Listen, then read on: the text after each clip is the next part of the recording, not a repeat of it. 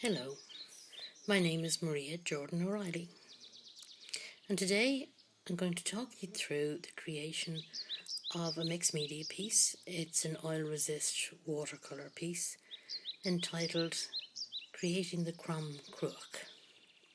At the moment you can see me putting oil paint, black oil paint, onto a thin sheet of paper. It's just plain photocopier paper. I'm using a palette knife to spread a thin layer of oil paint onto the paper. Now I have a piece of multimedia paper.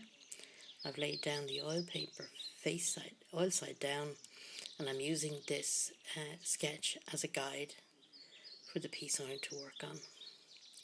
This particular statue stands in Fermanagh and is associated with the legend of Crom Cruach.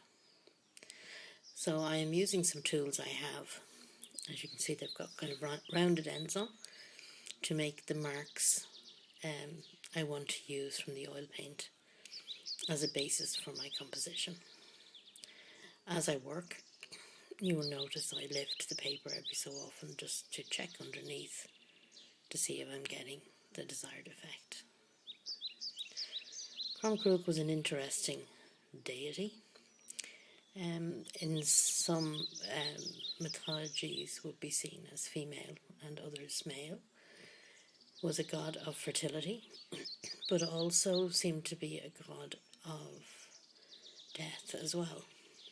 It was a very strange deity in a way, and as a male deity was associated with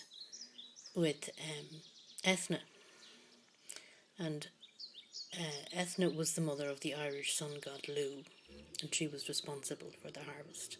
So let's go back to talking you through what I'm doing. I'm laying a light wash of watercolour down now in the spaces where I want the colour to lie, starting with the sky and slowly working my way forward. I'm using a very, very watery, wet watercolour at the moment. Sticking with basic colours again, blue, red and yellow, and mixing the blue, the blue and the yellow to get some green. Laying down a basic under wash and marking out the areas of colour on the paper. I'm using mixed media paper here because it will handle both the oil paint and plenty of water from the watercolour. Okay, and you will notice I blot out then to get variations of colour on the piece.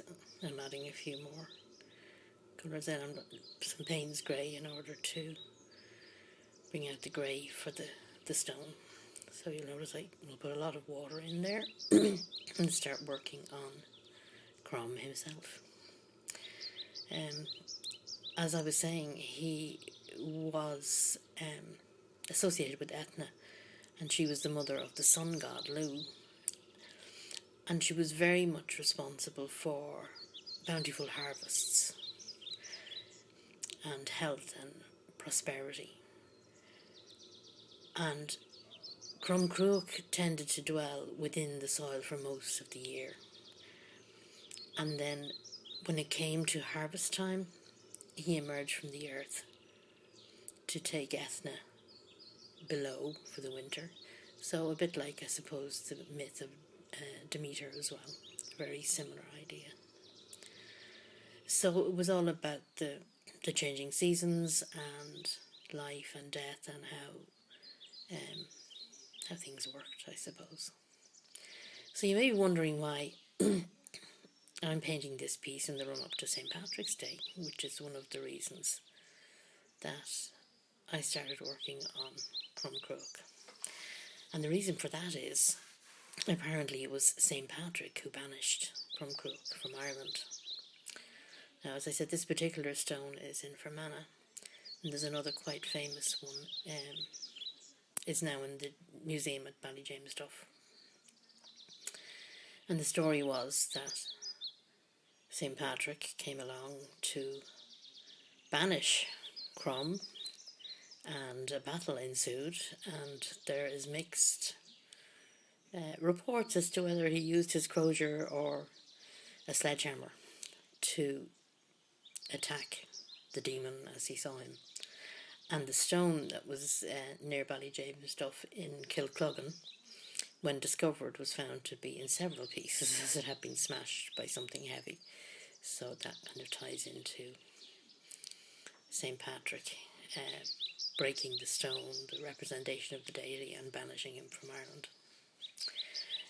What you see me working with there, if you're wondering what I am putting onto the painting, I'm using a salt grinder with rock salt, and I'm putting salt in some of the areas to give some texture, particularly around where the stone is, and laying down layers of watercolour to bring different tones to the image. And as I say, the salt just to bring that appearance of kind of a granularity to the stone, the areas of stone.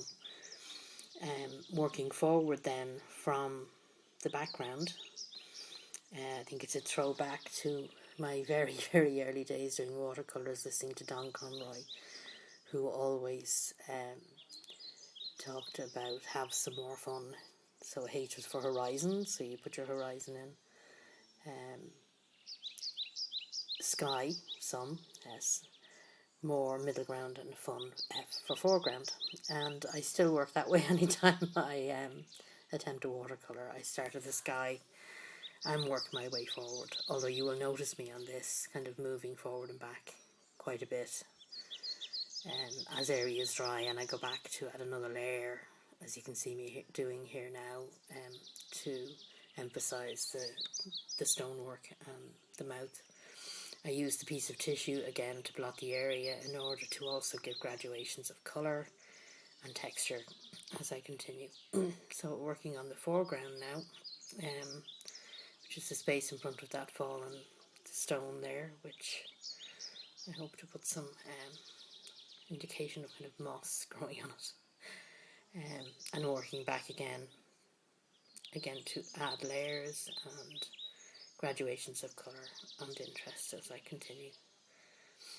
So I'm blotting where needed, you'll notice, as well as blotting paint off. At times you will see me blotting paint on, so you will notice I blot some of the green paint back up and across the stone to give that idea, that texture of moss growing on the stone. You can appreciate this video is sped up quite a lot. The whole process from beginning to end, including giving it some time right now for the piece to dry before I remove the salt, which I'm doing now, took about 2 hours. So now I'm using a soft brush to start moving the salt, checking it's all dry, and then using my hand again to rub and lift the salt that I put on the painting. All signed, and there you go. A little close-up of the finished piece, which will be available as a print on my website. So thank you all for watching. Do click that notification bell. Take time to subscribe to my channel and give it a thumbs up if you liked the video. Thank you. Bye-bye.